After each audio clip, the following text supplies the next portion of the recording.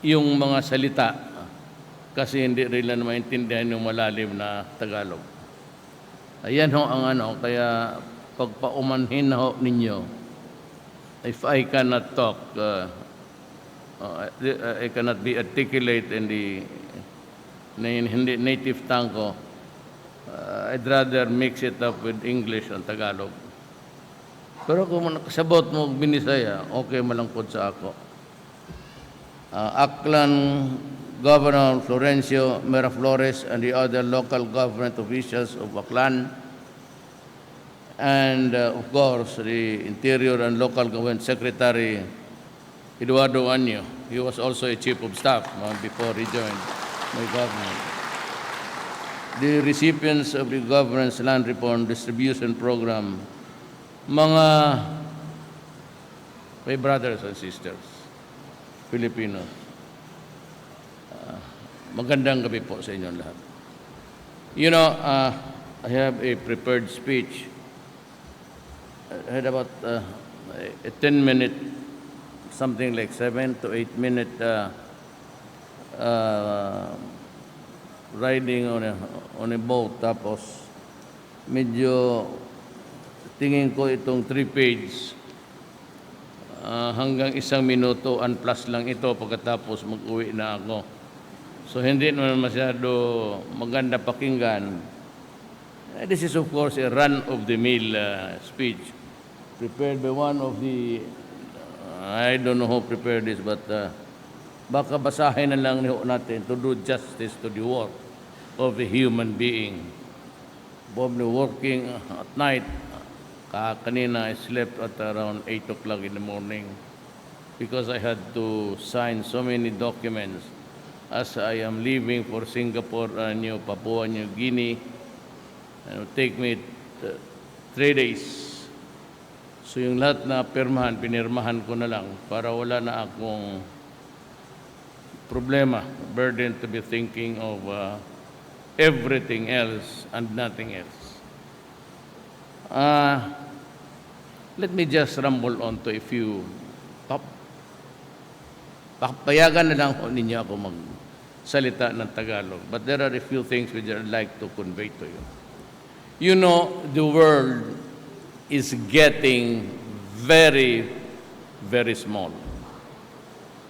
When we migrated to Mindanao, but my mother is a Maranao and Chinese.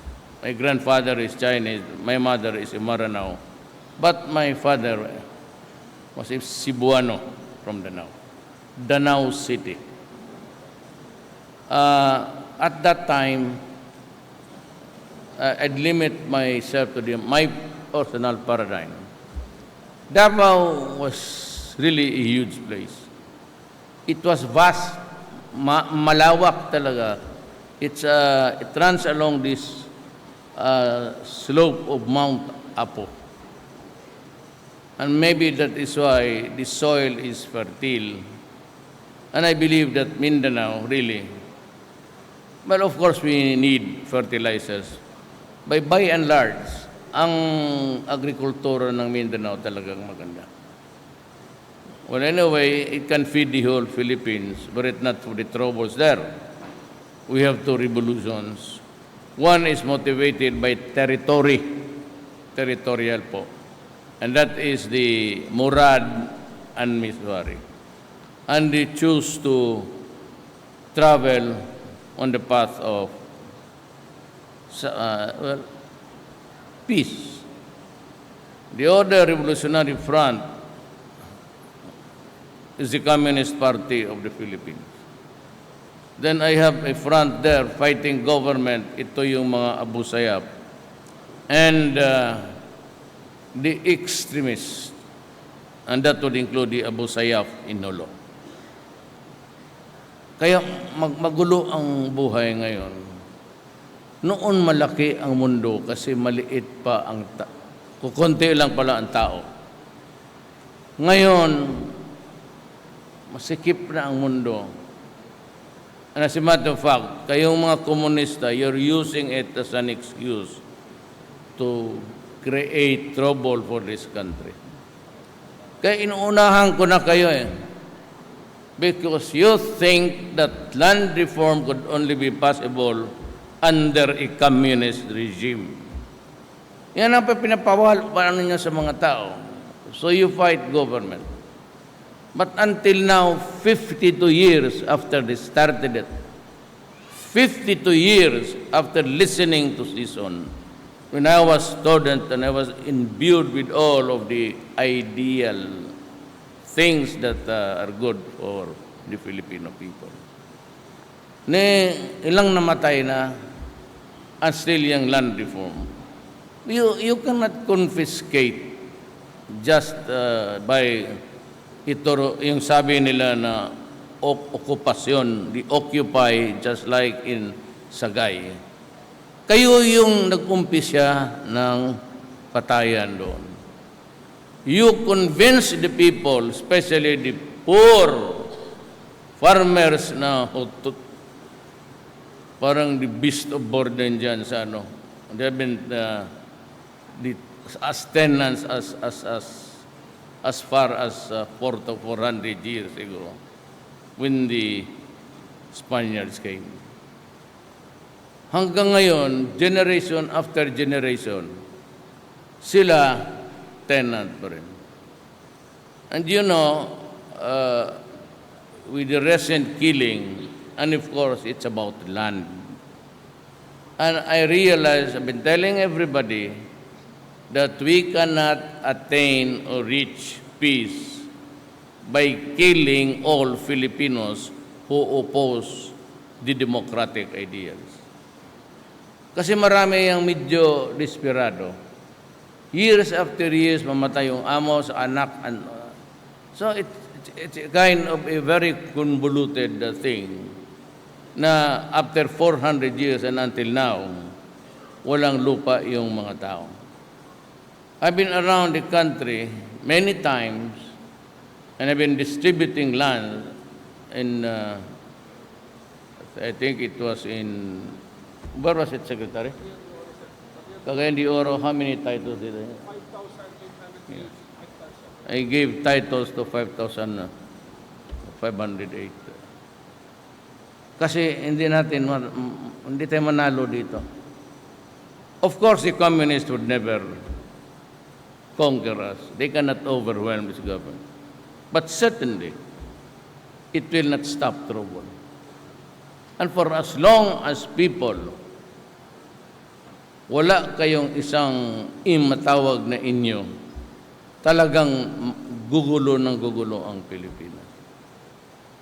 Kaya ako, sinabi ko kay Secretary Casillones, yung may mga beneficiaries na, dyan sa Panay, itong Panay, i-implement mo na. But I'd also like to warn, itong mga komunista, yung okupasyon ninyo, mangagaw kayo ng lupa, right after harvest, you go into some other people's property, or it is owned by somebody else, or somebody else's world. You cannot do it parang gangster. That you occupy and threaten and hostage people. Kaya yung federation, yung mga farmers doon, na original yung mga tenant, may mga amo sila, 50, 100 years ago, iibigay sa kanang because there was this donation. Anak ka ng, nung nalaman ng komunista, sumali rin sila, at kinakipaggusto nila ang kanilang land reform. Kitenant ka o hindi, papasok sila, then they will invite others to join the fray. But in the process, killing people, and including yung abogado nila, kami pa ang pagbibintangan ang gobyerno. What the fucking shit? Why would I kill a lawyer? Napaka small time ganyan naman. Why would I assassinate him? For what? Whether you have a lawyer or not, you cannot occupy somebody else's land by force and intimidation. I will not allow it. That's anarchy. Kaya pag pumasok kayo, My orders to the police and the military, evict them. Evict them out physically, and if they choose to fight, kill them. Mabuti magprangkahan tayo. Pag lumaban kayo at the policeman or the military man there present feels that his life is in danger, sobrang ninyo, tatapangan, di away tayo. If, sabi ko sa, pag nagkahawak ng baril yan o itak or whatnot, barilin mo. Ito tabit ito can so anarchy. It is not your time to do it. So do not do it. Hindi pa kayo nanalo eh. Now, if you can survive this war, which is going on for 52 years already, again, diin nyo na. Then you distribute kagaya ng Miros ng Cambodia and other authoritarian. Natawag na ako autocratic. Since when? I've been 23 years rather, mayor of the city of Davao. 23 years plus congressman, plus vice mayor to my daughter. Wala akong ginawang, talagang stricto lang ako. Maybe because of my upbringing, masama ang bunganga ko. Nagpuputang ina talaga ako pag galit ako. I mean, I don't care who's in front of me. But certainly, I still have the basic, yung pinaka-basic values sa buhay. One is that huwag ka manakot ng tao kung may gusto kang kunin. That's a lot of, lalo na ako, ang takutin mo ako, ay putang, who are you to?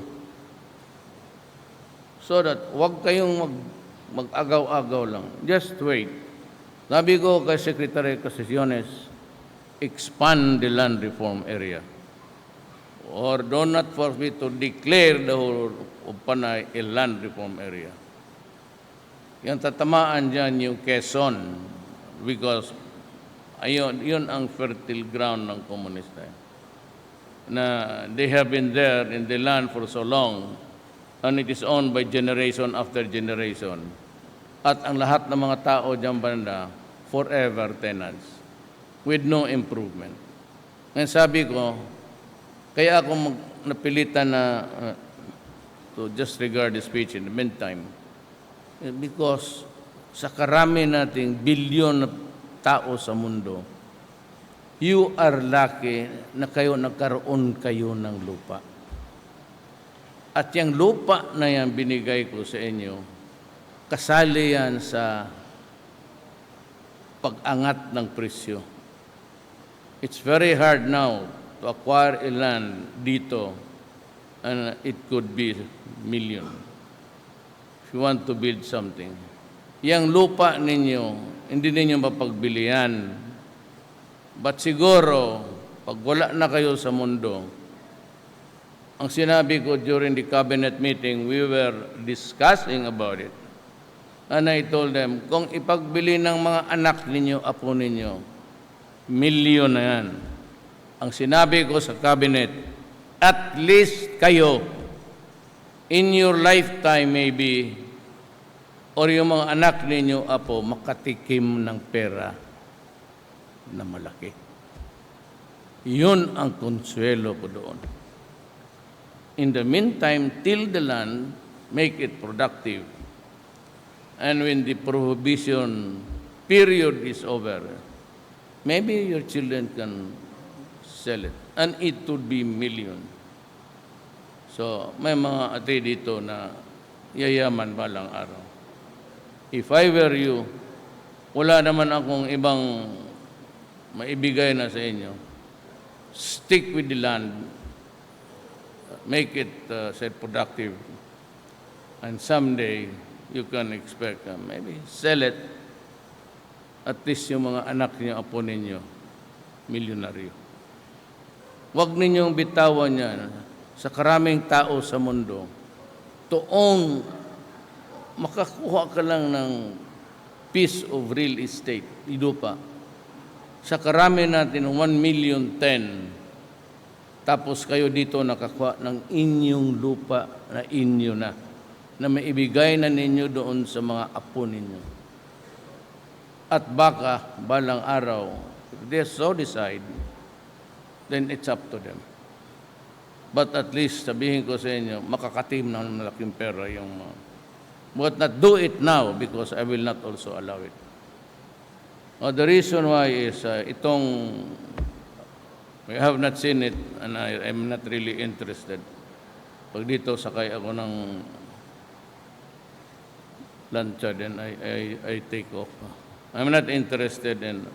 Pag na yung isang bagay tapos na, I do not indulge myself in being the subject of it's either pretended or sincere adulation. I do not like it. Nakukurnihan ako. Alam niyo bakit? Trabaho namin yan. Alam nila. Alam ng lahat yan at trabaho naman. Kasi yun is 1, 2, 3, 4. Except the governor and puro military yan. Alam nila. Bayad na kami. So huwag kayo magpasalamat sa akin. Pasalamat kayo sa Diyos. Hindi amin. Kami, bayad na kami. At least malaking ang sweldo namin sa inyo eh. So, kung mayroon ka na isang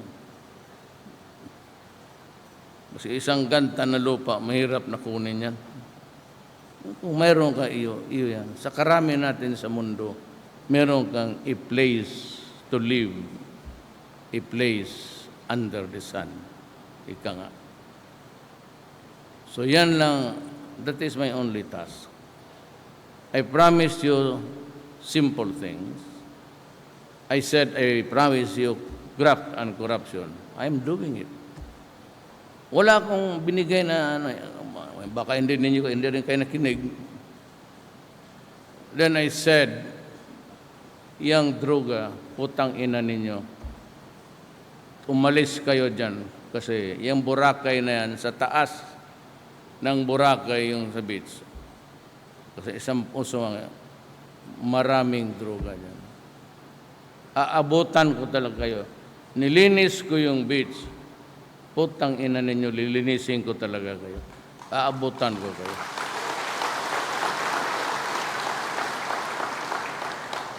Wala tayong deal dyan basta droga. Yung mga kidnapping. Sinabi ko sa inyo, when I became mayor, I said, I'm going to build a city. Not an expensive city, not the most beautiful city, but a city na komportable tayong lahat. At sinabi ko sa lahat, kidnapper, droga, umalis kayo ng Davao, do not destroy my city because I will kill you. Simple.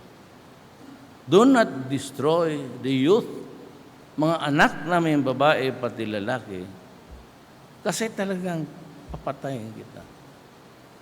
You know why? You reduce, sabi nila, yung nag-surrender nakita niyo sa TV. At no other time, in the previous administrations, I will not zero in on a specific president. Wala man kayo nakita na ganon. Kasi, pati police corrupt. Pati generals corrupt hanggang ngayon. May pinatay nga yung colonel, light colonel. Sino ba yung putang ina? Ito saan yun? Rapis? Salvador Rapis. Rapis. Ano yun, sir? Police Colonel Superintendent Sa Dipolog City. Oh, well. Police Colonel sa Dipolog. Nasa listahan ko yon ng mga police na ano. Ayaw ko, ang alam ko na nasa listahan ko siya. Kung sino ang pumatay sa kanya, yan ang problema. Kasi dito daw nag-iskapo sa Boracay, nagtago. Baka isa sa inyo. Huwag palayo kayo dyan. Hindi ko sasabihin. May general. Huwag mo akong mayor ka, mayor. Mayor ka na ba noon, sir? Governor, nung pinatawag kayo sa Malacanang? Were you then the governor already? Yung pinatawag ko po kayo sa Malacanang, lahat na governor. He was there. Yung sinirahan ko yung Malacanang, tapos pinaupo ko kayong lahat. Ang unang tinawag ko, mga mayor, tapos governor. Yung mga mayor na matay na, problema. Sinabi ko talaga sa kanila. Pinangkahan ko sila, kayong mga mayor, governor, wag na wag kayong pumasok dyan.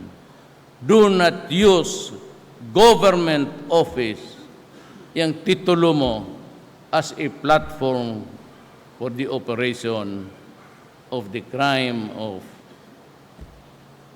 trafficking of drugs or shabu. Huwag ka papatay kita. Yung hindi naniwala, di namatay.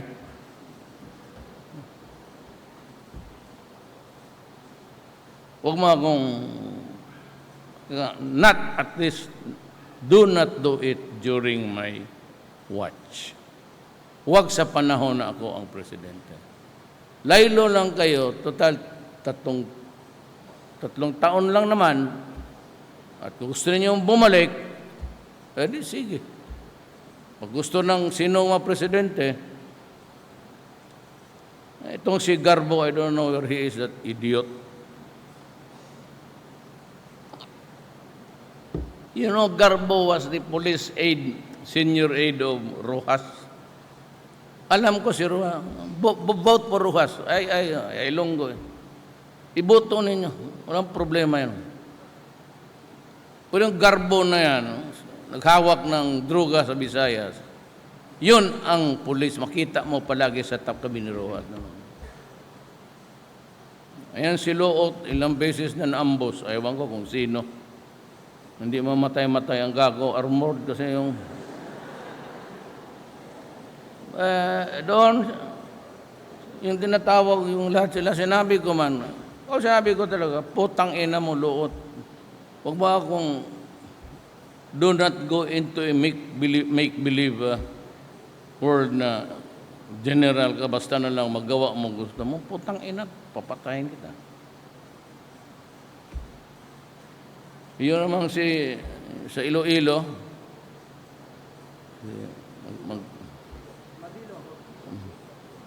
Mabilog? Doon. Mabilog. Nabi ko sa kanya, saan si Mabilog? Nawala siya doon. Tapos sabi niya, doon sa aid ko mo, galit ba si Mayor sa akin? You just address me as Mayor. I'm not into that kind of na president. Just address me as Mayor. Mas komportable ako. Sabi niya, galit ba si Mayor sa akin? Sabi ni mong galit, magkarbaro sa kanya, putang ina, sabihin mo siya ang masunod. Sumibat ang ulol, ewan ko, wala nang mayor ng Iloilo. Kung gusto ninyo yan, gano'n, nasa inyo yan. Sabi ko, ang human rights. Pero may ginawa ako para sa bayan. Hindi ko pinagpalit ang the highest interest is the highest of the country. I never bargained na ayaw kong gumalaw kasi sa human rights. Tang-inang yan. Tumigas na kayo kung saan. Basta pumasok kayo dyan. Magkaletse-letse talaga ang buhay natin.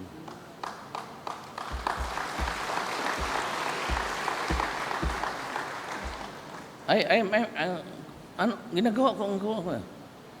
Kukunti lang man, kasi wala akong sa presidential debates, every intermission, mayroon silang mga side slides dyan. Ako wala. Kasi wala man ng pera. At meron akong pera, binigay ko sa ABS-CBN, palang sabi ko, may nag-contribute sa akin na malaki for the first time, makabayad ako sa ABS-CBN. Tinanggap ng pera ang ng ABS-CBN. Si Gabi Lopez. But they never showed it. Alam mong ginawa kayo, mga putang ina kayo? Ikaw, Gabi. Inuna mo pa yung advertisement ni Trillanes na hindi ikaw. Pinanirahan ako ng mga bata pag doon, si Duterte killer. Sa batas, there was an injunction na hindi pwede yan kasi bawal. Gamitin mo ang bata. And yet, pumunta talaga kayo, went ahead with the show, and made it public. Yung 2 million ko na kulgot, hanggang yun na sa inyo pa. Now, tell me kung bakit hindi ako magalit sa inyo. Ngayon, kung gusto ninyo talaga hanggang ngayon, kasi yung network ninyo, hindi naman kami pinapansin. Hindi ko naman kailangan. Hindi na ako tatakbo, mga ulol. Pero putang ina, pag narinig ko yan, every crowd, sabihin ko yung ABS-CBN yan, pera-pera lang na dyan. Pera-pera yan sila dyan.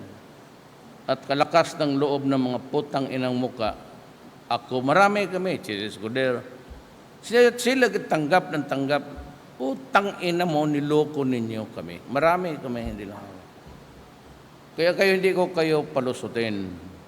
Yung franchise ninyo, matatapos. But let me ask you questions first. Kasi ako talaga mag-object na ma-renew kayo. Alam mo bakit? Magnanakaw kayo. Estapador. Ginawa ninyo sa amin, marami kami.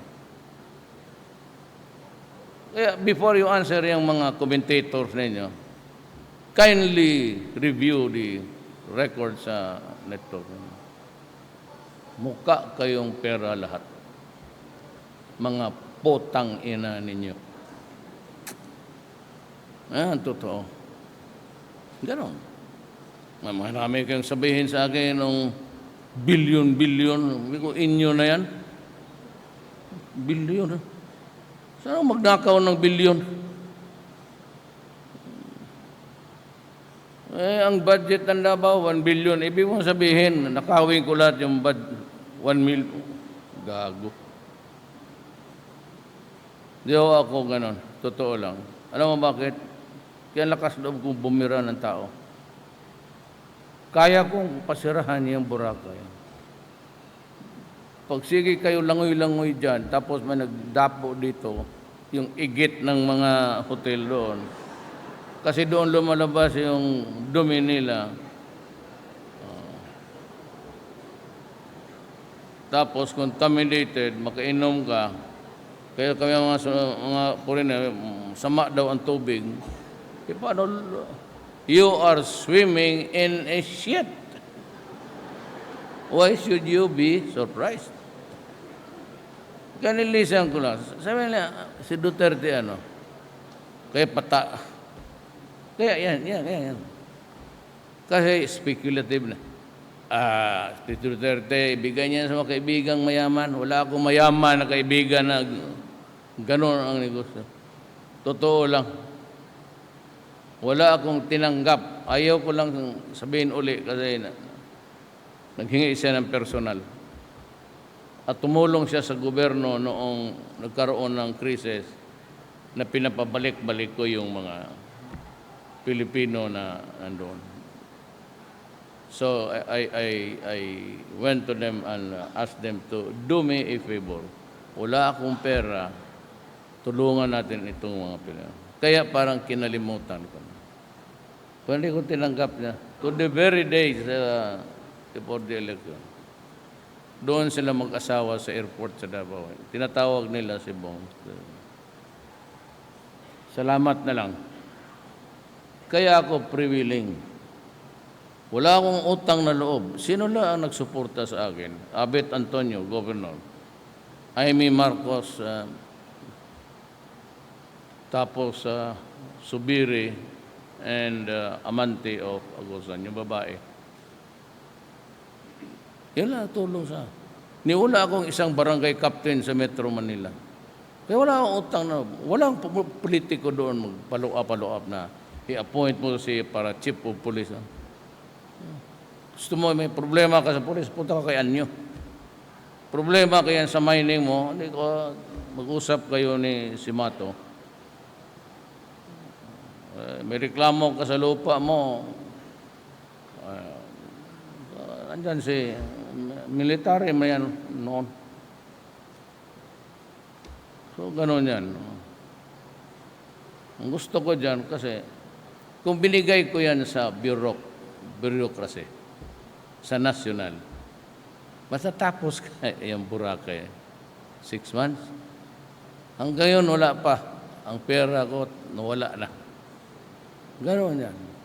Kapag military, sanabi ko, gawin mo yan. Pedro Rosario sa Marawi. You build me 100 houses in 6 months. Yan. Tapos. And going on. Sabi ko, hindi ako makialam sa pera ng gobyerno. Ito, nandito lahat. Tanungin ninyo yung kilala ninyo. Walang papel na transaction involving pera dumadating sa lamesa ko. I do not allow it. It begins and ends with Simato if it is a DNR.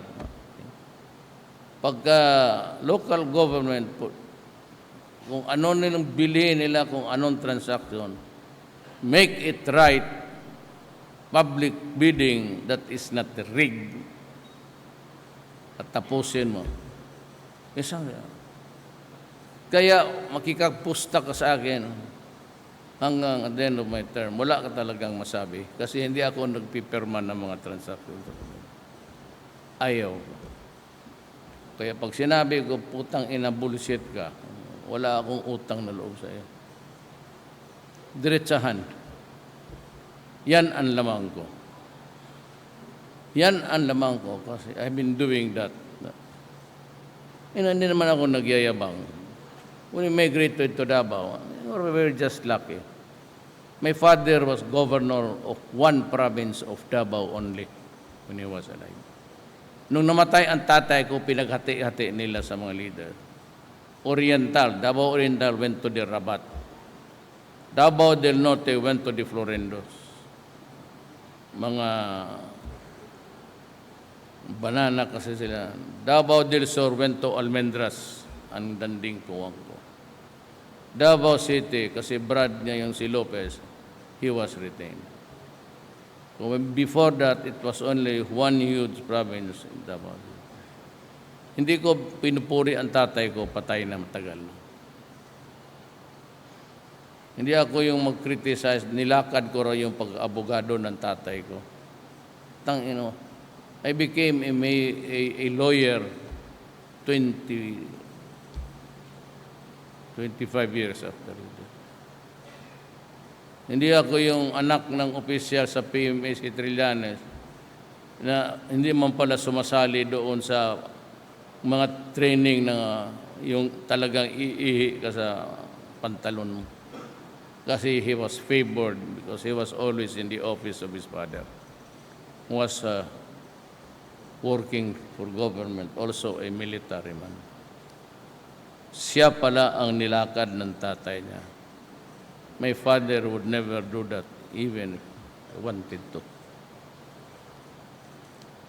Kaya mga anak ko, sinabi ko sa kanila. Ito naman si Inday, huwag kayo maniwala din Inday kay Presidente. Sabihin mo kay Ruas, hindi yan, tatakbo siguro yan si Ruas ulit. Well, why don't you try him? Para makita ninyo. You can only measure a man's stamina for doing a particular activity for his fellow men. Pero kung takot kang mamatay, takot ako magpatay ng mga durugista, at takot ako mamatay. Wala man ako, tapos na mga anak ko, ang iniwan ko sa kanila, edukasyon. Inday, okay maniwalang tatakbo ng presidente. Hindi mag-aaksa ng panahon. Si Pulong naman, tumakbo ng vice mayor, nag-resign sa napahiya siya ng anak niya na ginamit niya yung kwarto ng yung seal of the President. Nakakahiya man talaga yun, but it was done by the in-laws, not hindi sa amin. So out of delicadeza, sabi niya, resign. But binaboy siya ni Trillanes. Lahat naman, marami naman tao binaboy si Trillanes. Sigaw-sigawan niya, tapos wala. Wala siyang dinimanda, wala lahat. Magdalo ko, no? Sus Maria Josep. Yan, that's what you get for getting yung mga, may mga megalomania. Ang tingin na nila, ano sila? Revolution. Pagdating ng panahon, mag-surrender lang pala. Sinampal siya ni Barrias ba yan, police? Tapos nag-surrender. But anyway, I'd like again to go back to mas, ano ako sa mga NPA. Wait, not the right time. But if you want to fight for another 52 years, I will oblige you. But if you want to talk, give me a very compelling, very substantial thing before I will talk to. What is the agenda? If it is position of the government or changing policies, the laws are made by Congress, I implement it. I cannot give you something which I do not have. Simple lang man yan. I only implement. I cannot enter into, nasabihin mo, Congress has the right to income. Dating Congress, sira yan. So dyan lang po ako. Take care of your land. It's a prized position for you. With so many people on Mother Earth, you are given a piece of property na mahirap na po ninyo. Biro mo sa mundo, mayroon ka sariling iyo. So, ayusin ninyo pagdala. And kung if you are into planting, linti ara si Pinyol, Wayman, itong Ilonggo to, siya ang agriculture secretary, siya anay magtinlog na rin na kag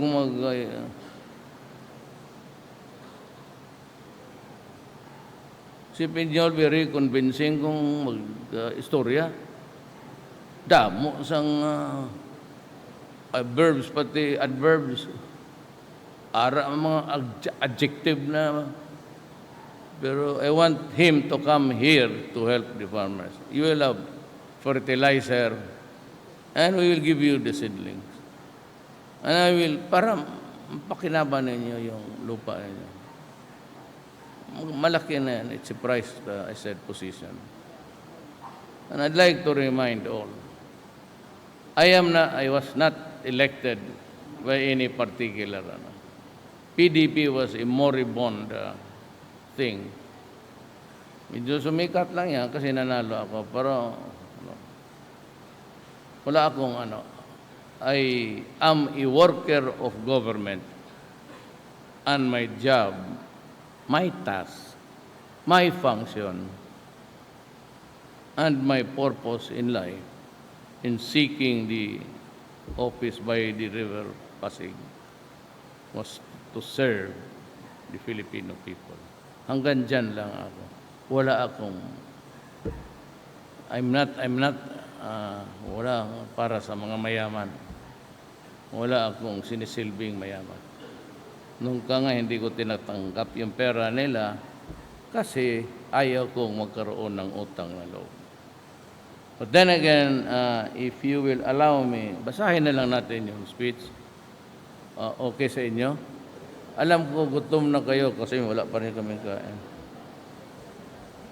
To the agrarian reform beneficiaries from the municipalities of Buruanga, Tangalan, and Malay here in Aklan, I extend my warmest greetings to all of you as you become full-fledged owners of the lands that you have been tilling for the longest time. Inyo na yan. Our efforts in strengthening the comprehensive agrarian reform law to the equitable distribution of lands, tandaan na ako, makita, and adequate support and services are crucial in the realization of sustainable rural development. This milestone attests to unwavering and steadfast commitment to forge genuine land reform to the firm and the very good cabinet members. Kanila yan. Kung may pasalamatan kayo, salamatan ninyo si Berna, but yung itong task na ito, sabi ko kay dalawa yon kasi magiging law and order. Magulo eh. Kaya pagpunta si Roy doon, sa army yan noon.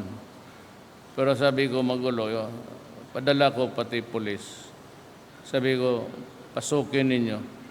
Hulihin ninyo kung sino yung bastang order ko, linisin ninyo. Today we acknowledge our farmers' important role in nation building as you work tirelessly to ensure food security across the country. I assure you that this administration will continue to protect and uphold your right to own, control, secure, cultivate, enhance, and reap the benefits of the agricultural lands you till. It thus brings me to a great joy that our strong resolve to prioritize the indigenous people of Aklan, especially here in Boracay Island, by transferring ownership of these remaining agricultural lands is now becoming a reality. Please note that I have directed all concerned government agencies to work towards agricultural productivity and environmental integrity to the policies and programs that will cascade to the countryside.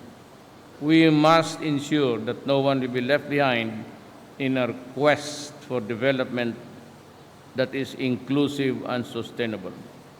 Let me assure you that we will ensure that all beneficiaries will have greater access to support services from the government so that they may have the capacity of becoming more productive members of the communities of Aklan. Pabalik-balik man ito, dito na ako sa last paragraph. Gutom na ako.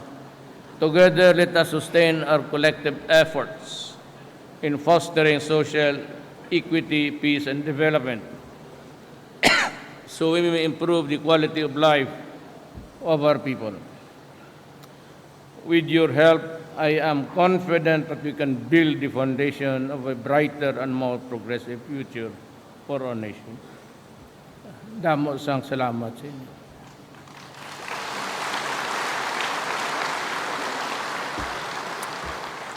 Alam mo bakit? Mindanao is a melting pot, Davao. Diyan lang makuha ko yan sa mga classmate ko. Ito ara siya subong. Minimix nga namin lahat eh. Minsan yung tono ko maging, yung cadence. Ito may ara kang balay diya. Kaya magkisama kami niya. To, hay balay mo. O, to, hay bay mo. Huwag man ko bahay. Kasi ang Bisaya na Cebu, walang L. Shortcut lahat yan. Yung balay is bay. So to, may ara ka bay diya sa kwarto mo. May ara ka bay diya sa, huwag man ko bahay diya. Holy man ako, baulinte nga huwag ka pamangkot sa akon kung may kabit ko.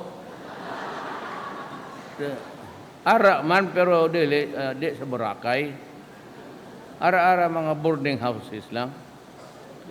Pobre man tayo, anay. Pero makasalita rin ako ng Ilocano. Kung tayo ng bantay sa Davao, nakakaintindi ng Ilocano yan. Yung conversation. Kasi lumaki kami halo eh. Kaya ganon. Ako, kakaintindi rin ako ng Maranao. Pag minura mo ako ng Maranao, bantay ka. Pag sinipa kita yon, alam ko. Just like my daughter, Veronica, she goes into a Catholic school run by Chinese nuns. Kaya ang anak ko na yan, marunong yan magsalita.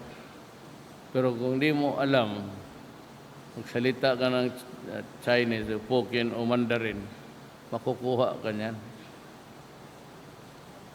Pero ako, kung mura na ganon, pag galing sa isang gwapa sa Boracay o diin man, damo sa gwapa sa Panay Island. Napunta man ako dito noon pa. Ayaw ko magpunta ngayon.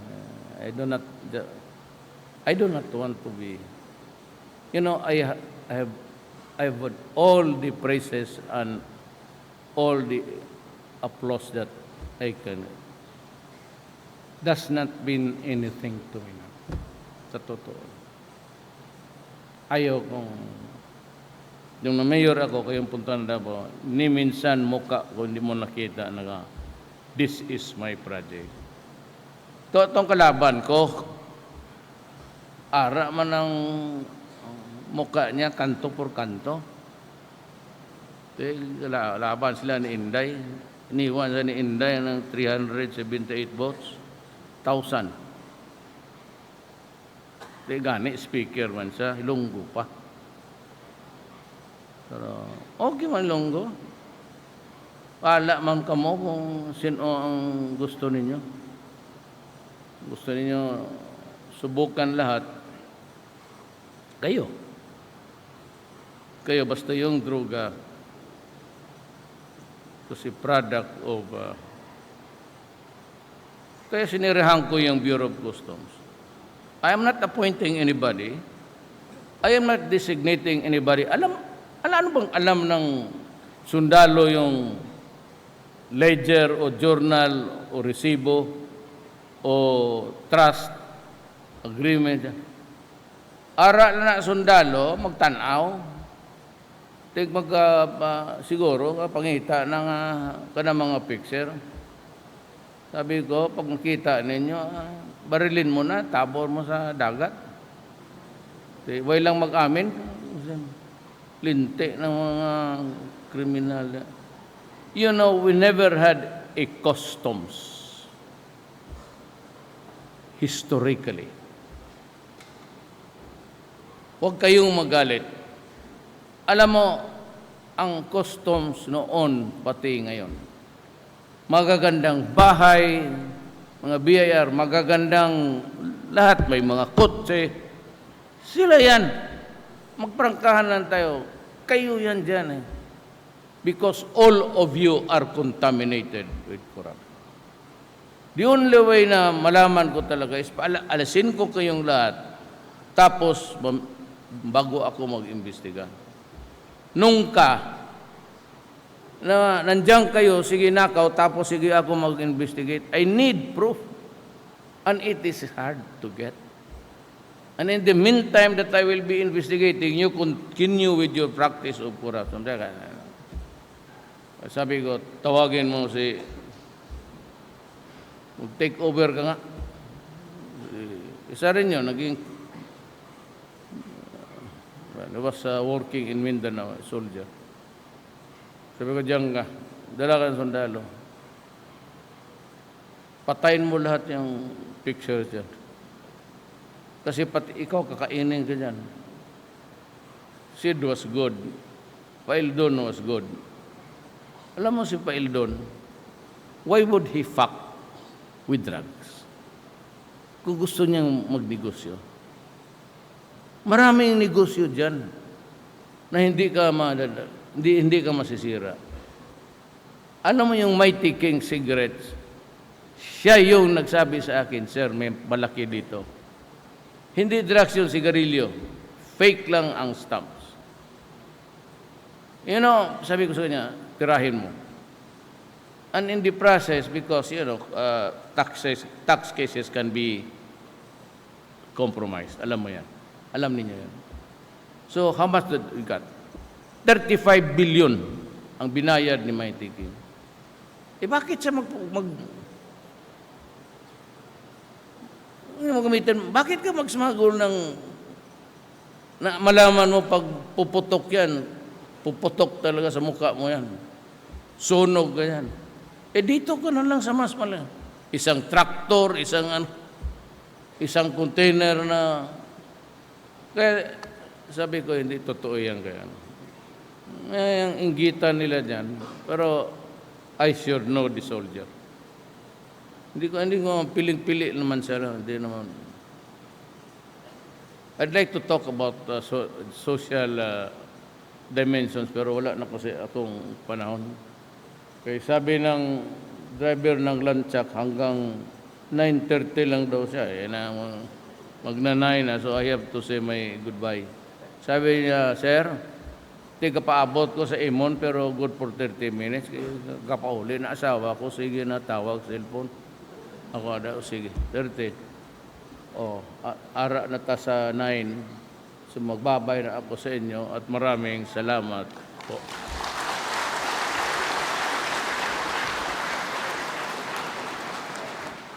Thank you, Mr. President. We shall now proceed with our photo opportunity with the President.